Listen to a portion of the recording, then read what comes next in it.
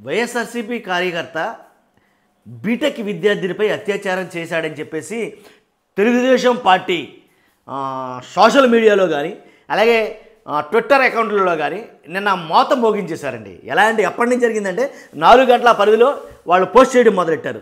అంతకుముందు ఏం జరిగింది సోషల్ మీడియాలో అంటే కనుక వైసీపీ సోషల్ మీడియాలో ఎవరైతే జనసేన పార్టీ ఇన్ఛార్జ్ ఎవరైతే ఉన్నారో ఆయన పేరు కిరణ్ రాయల్, ఆయన ఎవరైతే లక్ష్మి అనే మహిళ నుంచి 1,20,00,000 రూపాయలు చొప్పున, అంతేకాదు ఒక 20 సవర్ల బంగారం అనుకుంటా ఏంటి తీసుకుని తనని మోసం చేశాడని కాబట్టి రకరకాలుగా ఒక వీడియో అయితే కనుక, అంతేకాదు తను అలాగే కిరణ్ రాయల్ అలాగే ఆమె కొంచెం సన్నిహితంగా ఉన్న వీడియో, ఇలాంటి వీడియోలు కొన్ని ఆడియోలు బయటకు రావడం వల్ల నేనంతా రాద్ధాంతమే జరిగిందని అలా సోషల్ మీడియా ఒక ఊపిందేమో అని అనుకోవాలి. ఎందుకంటే Janasena party Tirupati Janasena party in charge అయినా కానీ దానికి సంబంధించి జనసేన వాళ్ళు ఎవరు కూడా ఏమీ మాట్లాడలేదు, పెద్దగా ఎక్కడ స్పందించలేదు. కానీ కడకి అంటే పవన్ కళ్యాణ్ గారు ఆయన్ని సస్పెండ్ చేయడం జరిగింది. వాస్తవానికి సస్పెండ్ చేశారు ఎవరిని,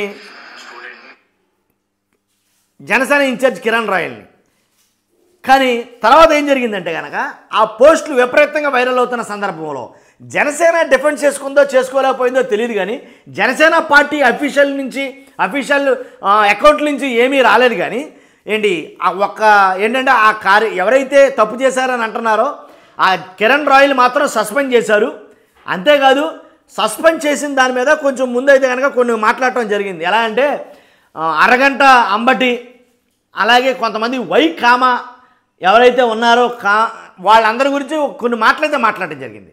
అవన్నీ పక్కన పెట్టేస్తే కనుక వైఎస్ఆర్సీపీ కార్యకర్త హుస్సేన్ ఎవరైతే బీటెక్ విద్యార్థిని అత్యాచారం చేసి అంటే లైంగిక దాడి చేసి వీడియో తీసి ఎవరికైనా చెబితే చంపేస్తానని అన్నారో ఆ పోస్ట్ మాత్రం విపరీతంగా వైరల్ అయితే చేసింది. అంటే టిట్ ఫర్ టాట్ అనాలా, దెబ్బకు దెబ్బ అనాలా ఏంటో నాకు అర్థం కాల. ఎలా అంటే అంతకు ముందేమో వైఎస్ఆర్సీపీ వాళ్ళు ట్రోల్ చేశారు దీన్ని.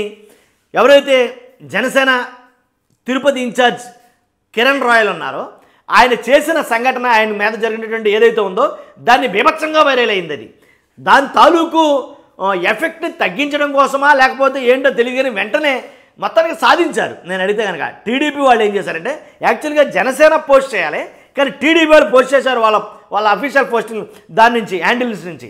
ఏం పోస్ట్ చేశారంటే కనుక ఇదే నేను చెప్తున్నాను కదా, ఏదైతే వైఎస్ఆర్సీపీ కార్యకర్త హుస్సేన్ ఎవరైతే ఎన్టీఆర్ జిల్లా కంచికచర్ల మండలంలో ఇంజనీరింగ్ విద్యార్థిని అంటే ఇంజనీరింగ్ చదువుతున్న విద్యార్థిని ప్రైవేటు వసతి గృహంలో ఉంటుంది. అలాగే ప్రైవేటు వసతి గృహంలో ఉంటూ చదువుకుంటున్న తాను ఎవరైతే హుస్సేన్ ఉన్నారో వైసీపీ కార్యకర్త హుస్సేన్ ఉన్నారో తాను ప్రేమించుకున్నారు. వాళ్ళిద్దరూ ప్రేమించుకుంటే హుస్సేన్ ఏం చేశాడంటే కనుక ఎవరైతే తన ఫ్రెండ్ సిద్ధు ఉన్నాడో సిద్ధు రూమ్కి తీసుకెళ్ళి ఆ అమ్మాయిని సిద్ధు రూమ్కి తీసుకెళ్ళి సిద్ధు రూమ్లో సిద్ధుని అలాగే ఆ అమ్మాయిని వదిలిపెట్టేసి తను బయటకు వచ్చేసాడు. బయటకు వచ్చేస్తే సిద్ధు ఏం చేశాడంటే తన పైన అత్యాచారం చేసి దాన్ని ఒక వీడియో తీసి నువ్వు ఎక్కడైనా బయట మాట్లాడతాను కానీ నేను చంపేస్తానని చెప్పి బెదిరించి లైంగికంగా దాడి చేసి ఈ రకంగా చేసినప్పటికీ ఆమె ధైర్యం చేసి మొత్తానికి ఎలాగైతే కంప్లైంట్ చేసింది పోలీసులకి.